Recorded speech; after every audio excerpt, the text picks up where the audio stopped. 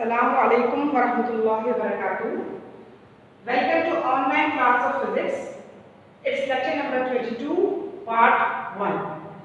The name of the chapter is Motion and Force. We have started the topic Newton's law of motion in our previous lectures, and we have already done Newton's first law of motion and Newton's second law of motion.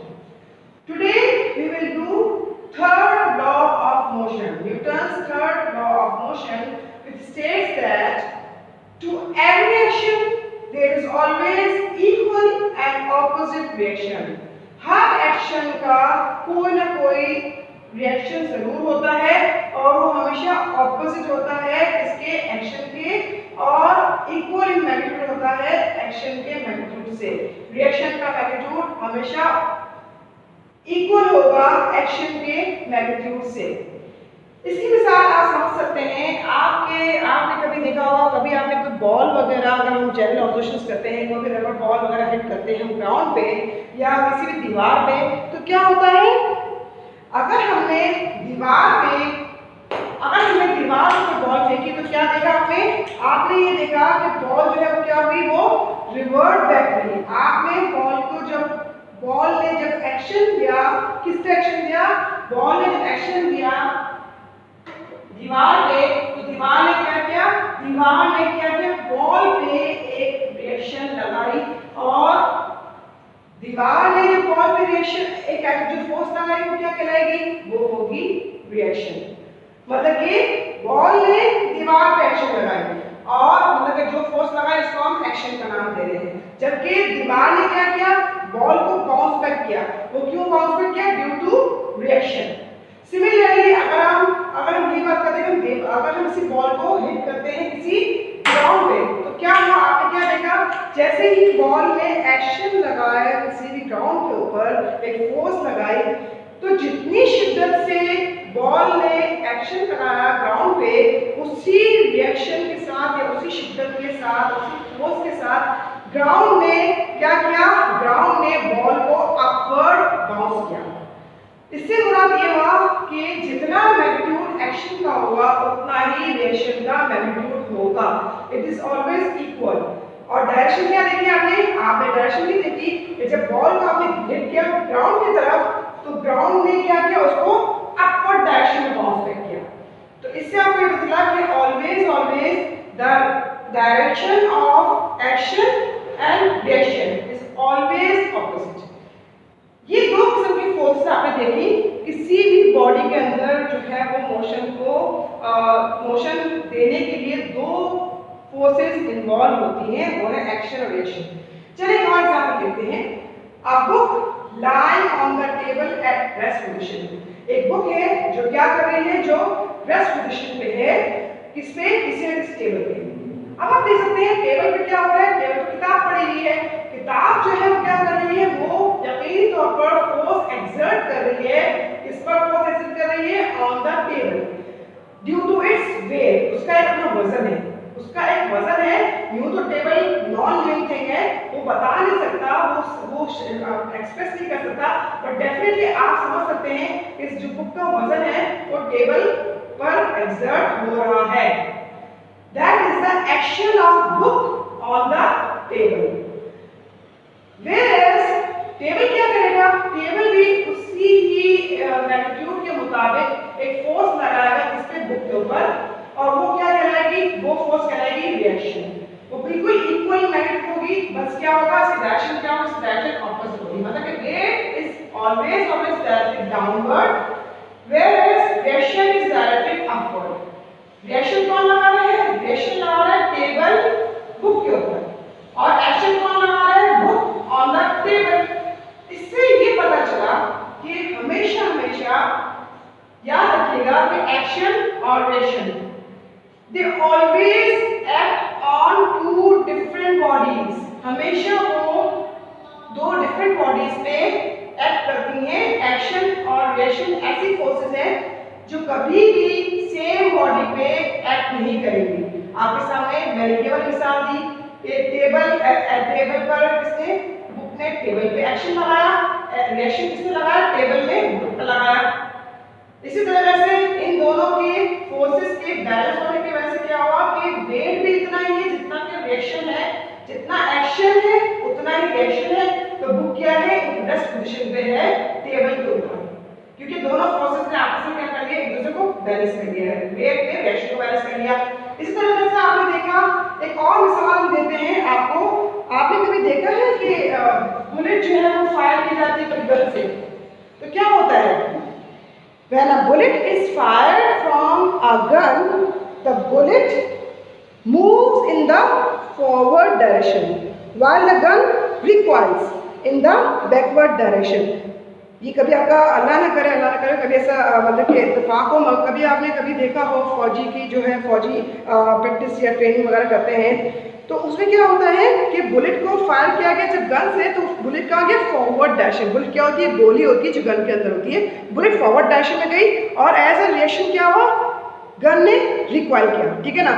तो gun की जो recoil हो किस, gun की recoil हो किस direction में, backward direction में है, झटके से पीछे होती है, जबकि एक्शन क्या था बुलेट का, वो गोली का बाहर निकलना गन से।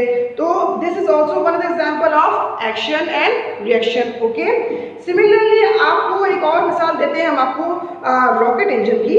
रॉकेट इंजन जब भी रॉकेट का इंजन जो है वो स्टार्ट होता है, तो क्या होता है, उसमें फ्यूल जो है वो क्या होती है, फ्यूल की कंबशन होती है। रॉकेट के अंदर जो फ्यूल होता है उसकी क्या होती है, कंबशन होती है। और उस कंबशन रिएक्शन में क्या होता है, गैसेस प्रोड्यूस होती हैं from the back side of the rocket jet. Rocket के बैक साइड से क्या होती है, कंबशन रिएक्शन के नतीजे में फ्यूल गैसेस निकल रही होती हैं। वो गैसेस क्या होती है, वो बैक साइड से निकल रही होती हैं। और वो जो गैसेस का बैक साइड से निकलना होता है, उसके वजह से क्या होता है कि बैक साइड पे जब गैसेस का जो है वो जमा होता है, रश जमा होता है, जैसे ही गैसेस जो है वो स्पीड के साथ बैक साइड से निकलती हैं, rush out from the back side of the jet engine. So क्या होता है कि उसके रिएक्शन में क्या होता है, रॉकेट जो क्या होता है वो आगे की तरफ मूव करता है। क्या हुआ कि जब भी रॉकेट के अंदर, in the engine of rocket, when gases form due to the combustion reaction of fuel, that gases rush out with great speed through jet on the back side of the rocket, and as a reaction our rocket moves in the upward direction. Similarly, one more example, walking on the ground. Walking on the ground, okay, क्या होता है, while walking on the ground we push the ground in the backward direction in the field. हम जब भी चलते हैं तो हम क्या करते हैं, कदमों की मदद से, अपने कदमों से हम क्या करते हैं, जमीन को पीछे की तरफ धकेलते हैं। जब जमीन को हमने पीछे की तरफ धकेला अपने कदमों से, तो we are doing the action, हम क्या कर रहे हैं, एक्शन कर रहे हैं। As a result, as a reaction, the ground pushes us in the forward direction, pushes us with the force, the ground pushes us with the force। हमें जो फोर्स लगाता है फॉरवर्ड डायरेक्शन में, वो फॉरवर्ड डायरेक्शन की force क्या है ground की, वो क्या है, वो है रिएक्शन। एक्शन हमने क्या किया, हमने फीट से जमीन को पीछे की तरफ धकेला और जमीन ने हमें क्या किया, जमीन ने हमें आगे की तरफ धकेला। तो इसका मतलब ये हुआ कि एक्शन कौन लगा रहा है, कदम लगा रहे हैं, हमारे फीट लगा रहे हैं जमीन के ऊपर, जमीन को पीछे धकेलने की तरफ। और एज अ रिएक्शन क्या हो रहा है, एज अ रिएक्शन जमीन जो है वो हमें फॉरवर्ड डायरेक्शन में आगे मूव करवा रही है। तो action is by the feet on the ground and which is equal in magnitude. जितनी तेजी से हम पीछे ग्राउंड को कर रहे होंगे उतनी स्पीड के साथ हम आगे मूव करेंगे। अगर तेजी से भाग रहे होंगे तो हमें जमीन भी तेजी से ही आगे करती रहेगी। तो अगेन इक्वल इन मैग्नीट्यूड, जितना मैग्नीट्यूड हम एक्शन का लगाएंगे उतना ही हमें जमीन जो है वो हमारे कदमों पर रिएक्शन लगाएगी और हमें इतनी तेजी से आगे लेके जाएगी। तो इसी तरीके से हमारे पास और भी दीगर मिसालें हैं। अब हम आपको ये बताना चाहेंगे कि बस यूँ समझ लीजिए कि ये ज़रूर याद रखिएगा कि अगर हमने दो बॉडीज़ हैं और उन पर अगर हम दो बॉडीज़ पे जितना ज़्यादा फोर्स लगाएंगे, मतलब कि अगर सेम फोर्स लगा रहे होंगे, तो यकीन तौर पर अगर दो बॉडीज़ सेम साइज की हैं तो इसका मतलब ये होगा कि हमारे पास सेम साइज की बॉडीज़ हैं। तो क्या होगा, इससे हमारा ये हो जाएगा कि फोर्सेस सेम, तो दोनों का एक्सप्रेशन सेम प्रोड्यूस होगा। इसी तरह से अगर जो है हम बात करते हैं कि अगर एक हैवी बॉडी है और लाइटर बॉडी है तो क्या होगा, अगेन वही बात कि फोर्स अगर सेम लग रही है तो लाइटर बॉडी का एक्सप्रेशन ज़्यादा प्रोड्यूस होगा as compare to heavy body. तो न्यूटन ने क्या किया, न्यूटन ने एक किताब लिखी थी उसके अंदर इन्होंने ये तमाम के तमाम न्यूटन्स लॉ ऑफ मोशन जो है उन्होंने उनको सम अप किया था। First law of motion, second law of motion और थर्ड लॉ ऑफ मोशन के बारे में अपनी किताब फिलोसफिया नेचुरलिस्ट प्रिंसिपिया मैथमेटिका में बताया था कि तमाम के तमाम बॉडीज, चाहे वो हेल्दी बॉडीज हो या चाहे प्लैनेट्स हो, उनकी मोशन के बारे में डिटेल स्टडी की थी इस बुक के अंदर, जिसका नाम था फिलोसफिया नेचुरलिस्ट प्रिंसिपिया मैथमेटिका। इसका मतलब ये हुआ the mathematical principles of natural philosophy. ये किताब न्यूटन ने 1687 में लिखी थी और इसके अंदर में जो मेनली स्टडी किया था वो क्या था, motion of the planets and motion of the other healthy bodies. तो न्यूटन ने जो 3 लॉज ऑफ मोशन बताए उसको उन्होंने इस किताब के अंदर सम अप किया। इसके अलावा मैं आपको ये बताना चाहूंगी कि Galileo was the first scientist, was the earliest scientist who declared that every body continues its motion in a straight line unless it is acted upon by a force। किसी न किसी फोर्स के लगने के बाद ही कोई बॉडी जो है वो अपनी हरकत रोक सकती है। तो इसका मतलब ये हुआ कि न्यूटन से पहले भी साइंटिस्ट आए, अर्ली साइंटिस्ट ने भी इन तमाम बातों के बारे में जो कि नेचुरल फिनोमेना है, एक्शन, रिएक्शन, फोर्स ज्यादा लग रही है तो एक्सेलरेशन ज्यादा फोर्स हो रहा है, heavy body required more force to move, heavy bodies को ज्यादा फोर्स चाहिए होगी मूव करने के लिए, जो कि Newton second law of motion के बारे में, Newton second law of motion में भी पढ़ा था।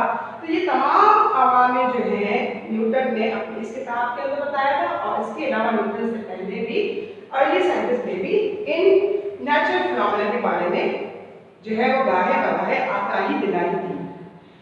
तो आज का हमारा काम जो है वो यही पे खत्म होता है। हम Newton's third law of motion के बारे में जो कि आपको जितनी मिसालें दी हैं, एक और मिसाल भी देंगे, टेंशन इन द स्ट्रिंग के नाम से एक टॉपिक होगा जो हम आपको नेक्स्ट लेक्चर में इंशाल्लाह बताएंगे। तो आज का जो है हम टॉपिक यही पे खत्म करते हैं थर्ड लॉ ऑफ मोशन का।